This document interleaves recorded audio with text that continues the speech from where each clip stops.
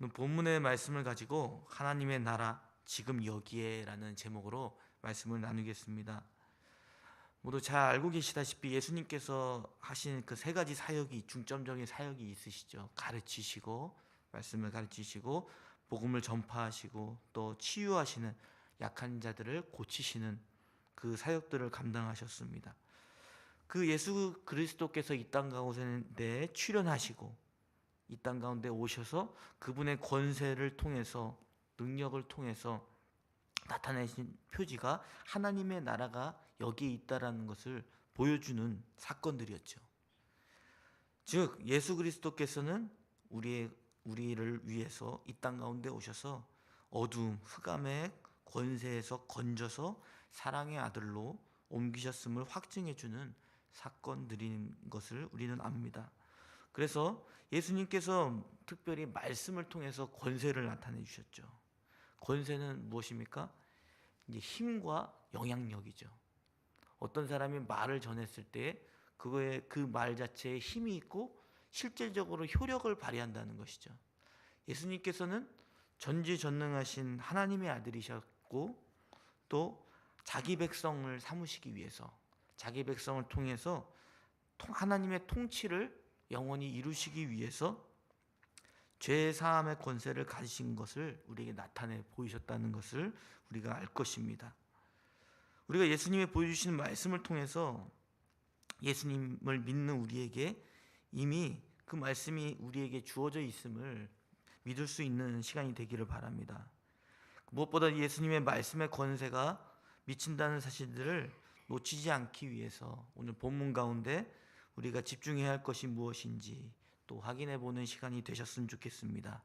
그리고 이 세상 가운데 이미 임한 하나님의 나라를 볼 수 있는 그런 눈을 갖는 저와 여러분이 되시기를 바랍니다. 오늘 예수님께서 사역하셨던 내용들, 특별히 병을 고치시고 또 악한 사단의 그 권세를 물리치시는 내용들을 다루고 있습니다. 그래서 31절부터 37절까지 말씀은 회당에서 예수님이 가르치실 때에 귀신 들린 자가 나타나서 예수님이 그 귀신을 쫓아내는 이야기를 하고 있습니다. 그 38절, 39절은 이제 시몬 베드로의 장모 열병이 걸려서 있었는데 예수님이 말씀으로 권세를 가지고 치유케 하신 이야기를 하고 있습니다.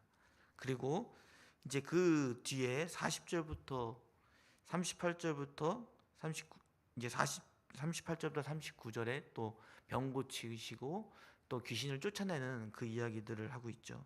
그리고 40절부터 41절까지는 예수님께서 이 권세를 나타내시는 목적에 대해서 이야기하고 있습니다. 오늘 이 본문의 말씀을 간략히 살펴보면서 오늘 하나님의 나라가 지금 여기에 있음을 우리가 확인하며 나아가는 저와 여러분이 되시기를 바랍니다. 오늘 첫 번째 하나님 예수님께서 나타내신 권세가 있죠. 그것은 예수님께서 회당에서 무리들에게 가르치시는 내용들을 통해서 우리가 알 수 있습니다. 그 무리들 가운데 말씀을 가르치시는데 사람들이 다 놀랬다고 그래요. 예수님은 상상을 해보자면 예수님은 말씀을 되게 논리적으로 합리적으로 잘 전하셨던 것 같아요. 그리고 감동도 주시고 때로는 우리가 마땅히 실천해야 될 것들에 대한 메시지를 잘 담아서 전하지 않으셨을까라는 생각을 해봅니다. 그런데 거기에 무리들이 그 가르침을 보고 어떤 반응을 했습니까? 바로 놀랐다고 이야기합니다. 사람의 가르침이라기엔 너무 지혜롭고 탁월했다는 것을 우리에게 알려주고 있죠. 그런데 이 말씀은 여기서 성경에서는 이야기하고 있습니다. 32절에 보면 사람들이 놀라니라고 이야기하고 있지만 사람이 보는 것은 탁월한 가르침에 놀랐다고 이야기하지만 사실은 이 이유는 무엇이냐면 예수님의 말씀 자체가 권위가 있었다는 것을 성경 본문에서는 증거해주고 있습니다. 그렇게 말씀을 전하시다가 이제 마침 더러운 귀신들이 나타나는 것을 보게 되죠. 그러면서 그들이 그 귀신 들린 사람 안에 있는 귀신이 예수님을 향해 크게 소리 지르는 내용을 전하고 있습니다. 오늘 본문 34절 말씀을 읽겠습니다. 시작. 아, 나사렛 예수여, 우리가 당신과 무슨 상관이 있나이까? 우리를 멸하러 왔나이까? 나는 당신이 누구인 줄 아노니 하나님의 거룩한 자니이다. 아멘. 오늘 회당 안에서 이제 가르침을 받는 많은 무리들이 있었겠죠. 근데 그 가운데 누가 있었습니까? 귀신 들린 그 사람 안에 있는 귀신이 이야기하는 것을 보게 됩니다. 귀신이 이야기하는데 감탄사가 나오죠. 아 라고 표현합니다. 왜 감탄사를 이렇게 표현했을까요?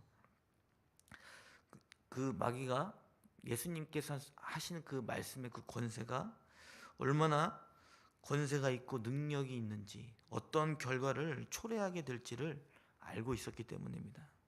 그래서 아라고 감탄사를 표현하고 있는 것이죠.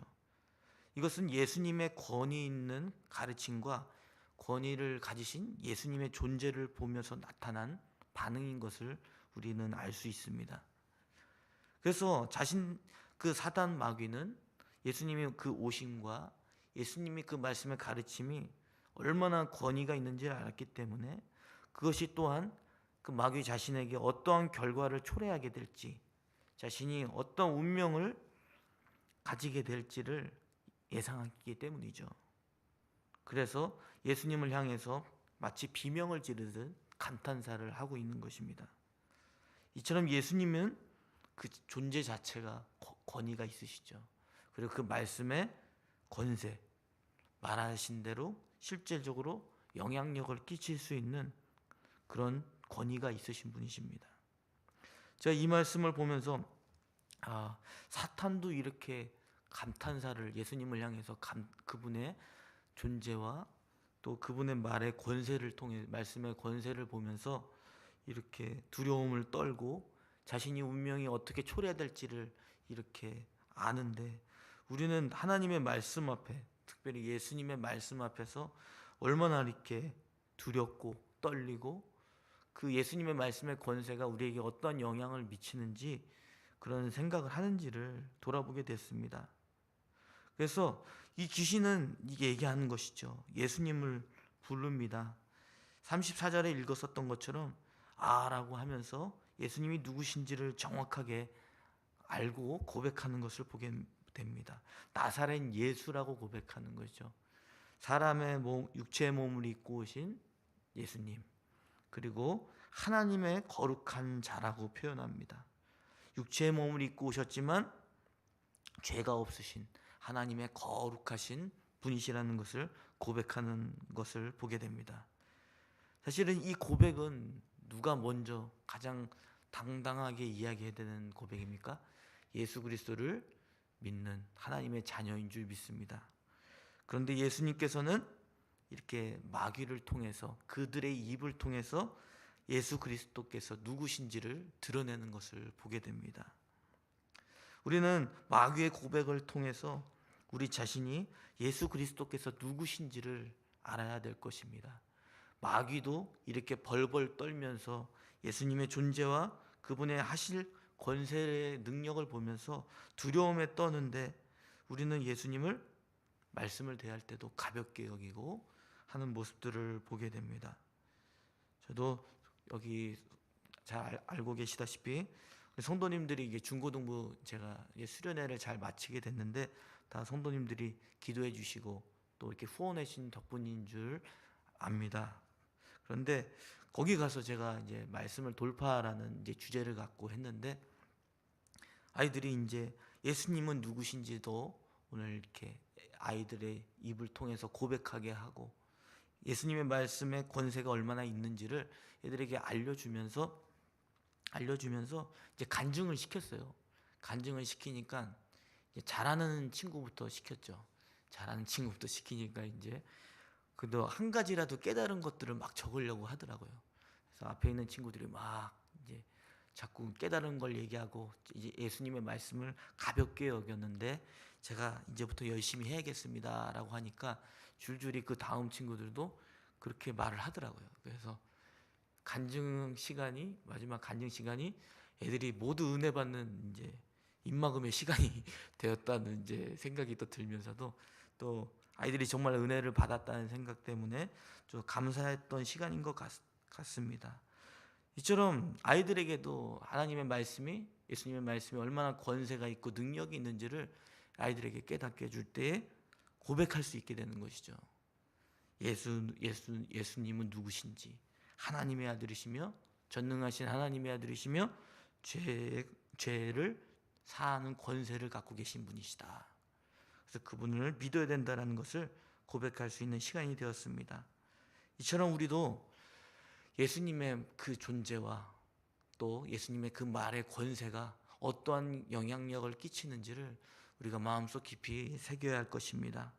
그렇게 될 때에 우리가 예수님을 더 믿음으로 고백하고, 사단 마귀가 먼저 앞서 고백하는 것이 아니라 우리가 교회 안에서 우리가 무엇보다도 예수님이 누구신지를 고백하며 그분의 말씀을 의지하며 살아갈 수 있는 저와 여러분이 될 것입니다.